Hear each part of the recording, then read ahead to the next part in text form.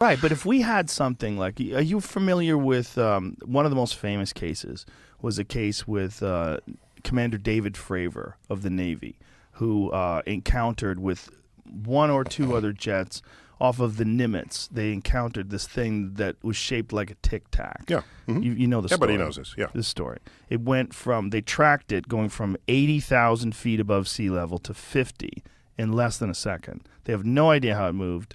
There's no visible propulsion system. Mm-hmm. It was blocking their radar. It was actively blocking tracking. This is what their sensors told them. Exactly. Just be clear about that. And then you're stating information as though it is facts. I'm stating information as Commander Fravor I don't care. relayed That doesn't matter. He's human, right. And we're all human here. But as a scientist, when you're presenting information, you don't say, this thing was at 80,000 feet and it dropped to zero to sea level in 1 second or whatever it was the measure.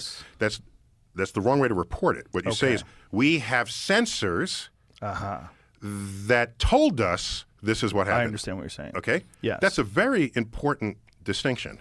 Yes. And so now, all right, your first question then, tell me about the sensors. Yeah. Okay. Are they double checked? Are they, you know, and so, but if you're just going to say there's this craft at 80,000, then everyone is thinking about a craft and no one is thinking about the sensor.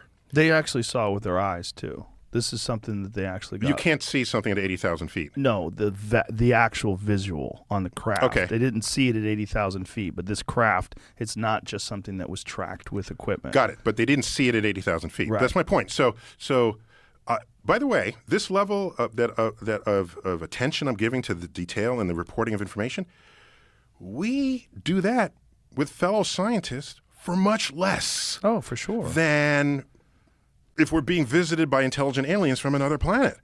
Go to a scientific conference and watch the level of scrutiny we put on other people's work. If they have a sensor that has a new result, we'll say, did you calibrate the sensor? How long has the sensor been in use? I'll give you an example. Here's an example, okay?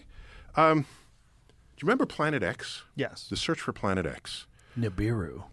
That was one. There were several incarnations of Planet X. Right. That was among them. Okay. That was the most wacky. I'm talking about 100 years ago, Planet X. Okay. Yes. 100 years ago? Well, there's several Planet X's, right? So Uranus was moving weirdly, and nobody understood.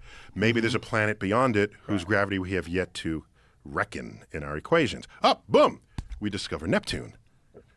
Wait a minute. Neptune is moving a little unfamiliarly. My phone is. Sorry about that. You're gonna drop that thing and break it with no case on? So, I got the 12, and I can still do this. I'm just sorry. Yeah, it's I not get dropping. it. Last time you were here, you had a broken case. You're a broken back. Remember? So, why are you distracting me? Sorry. I was like on a roll. And Neptune. So Neptune, gravity. we're looking at Neptune's orbit, and it's not following Newton's laws. And this is odd. Well, we've been down that road before. Uranus didn't follow Newton's laws. We proposed another planet, and we found it. So Neptune's not following all the laws of gravity that from all the other planets in the sun. There must be another planet out there, a Planet X. Let's look for it. Is that Bode's law? Bode's law is a fitting function that gets you. It got a little more attention than it deserved. It's just that planets, every next planet is about twice as far away from the sun as the previous one. So you just make a quick equation out of that. That's it? But it doesn't work for Mercury, and it didn't work for Pluto.